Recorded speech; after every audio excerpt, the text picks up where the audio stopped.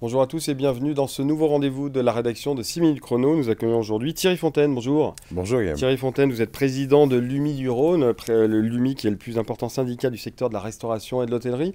Alors forcément, on va évoquer ce dont on parle beaucoup, c'est très médiatique, ce sont les contrôles, notamment dans les restaurants.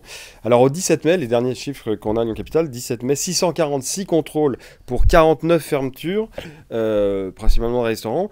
L'année 2023, juste pour comparaison, on avait 900 contrôles et 39 fermetures. Donc, effectivement, la préfecture a demandé enfin, la DDPP, la Direction de protection des populations, a fait appel dans le cadre d'une délégation de service public à un exploitant privé, Bureau Veritas Exploitation, pour faire ces contrôles. Donc, multiplication par 3.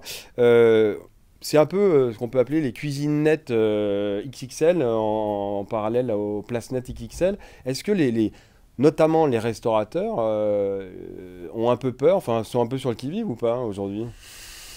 Alors, peur non, mais c'est la soudaineté Oui. de l'arrivée de ces contrôles qui fait réagir un petit peu la profession. Peur oui, parce que de toute façon, on n'est jamais sûr avant un examen de l'obtenir. Après, on connaît pour beaucoup l'état des cuisines. Il y a certaines zones où c'est un petit peu plus compliqué que d'autres. Je pense au quartier Saint-Jean, Mercières, où il y a une infestation de nuisibles. Que sont les rats, hein, où en effet, certaines villes, dont Lyon, ont une façon d'aborder l'extinction, enfin, le traitement des nuisibles de manière non létale. Malheureusement, quand on les traite de manière non létale, ça prend beaucoup plus de temps pour les éradiquer, si on y arrive. Donc oui... Pas d'emploi de produits chimiques notamment. Voilà, qui les tuent. Donc c'est un petit peu le souci. Aujourd'hui, on a en effet 49 fermetures, ce qui est beaucoup, hein, ça représente 7 à 8%. Ouais, c'est ça, ouais.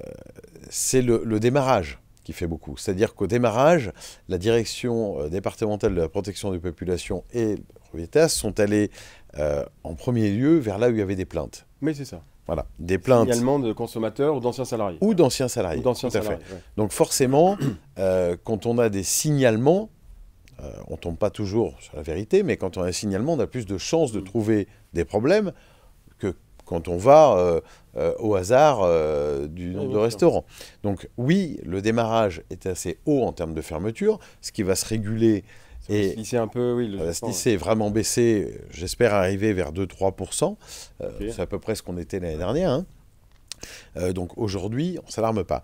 Aujourd'hui, on se rend compte que le déficit de personnel, malheureusement, quand vous formez quelqu'un, ça coûte de l'argent de le former, c'est 2 jours, c'est plein de choses, hein, sur les normes HACCP, et que cette personne part à peine formée, les restaurateurs, au bout d'un moment, ne peuvent plus former. Donc la grosse rotation qu'il y a eu pendant une période dans nos métiers n'a pas aidé à avoir des gens formés dans la cuisine.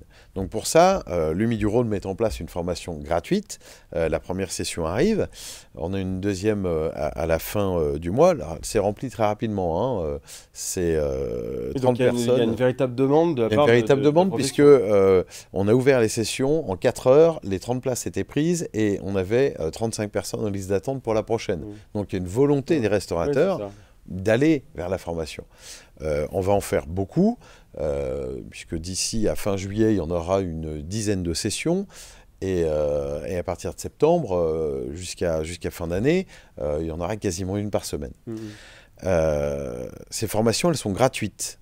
Elles ne sont pas ouvertes uniquement aux adhérents de l'UMI du Rhône, elles sont ouvertes à toute la profession. Même ceux qui ne sont pas adhérents, je les invite à nous appeler et venir former leurs équipes gratuitement. C'est l'UMI du Rhône qui prendra à sa charge le coût de ces formations.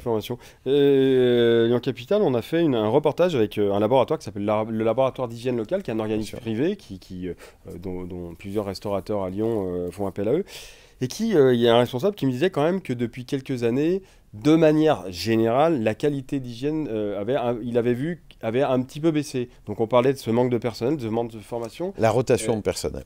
Est-ce que c'est vraiment l'élément clé, cette rotation de personnel? Oui, oui.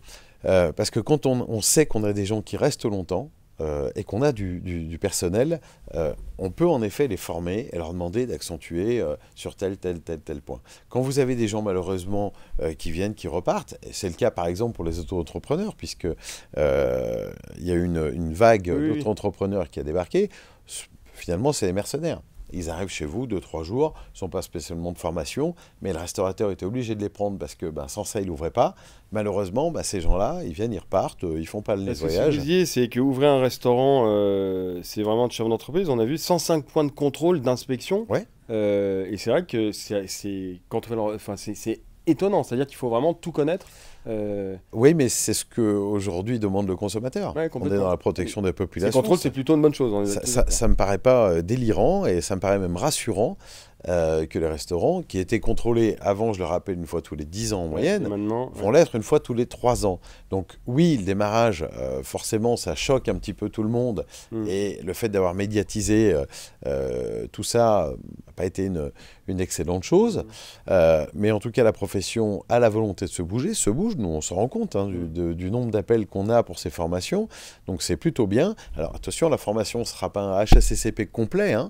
Il faudra forcément reformer les équipes derrière, mais ça permettra de mettre les fondamentaux. Exactement. Et dans les contrôles, on a la lettre A, B, C ou D. D, c'est la fermeture immédiate.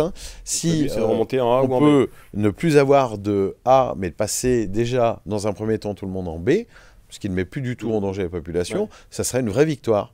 En tout cas, voilà, ces formations qui seront dispensées par l'UMI du Rhône. Et un petit dernier mot, effectivement, c'est que la directrice de la DDPP, Direction de Protection des Populations, a rendez-vous avec l'UMI d'ici la fin de l'été. Pour en savoir plus, évidemment, vous renseignez, c'est www.lyoncapital.fr. Merci Thierry Fontaine d'être venu sur le plateau 6 minutes chrono. Merci à très bientôt, au revoir.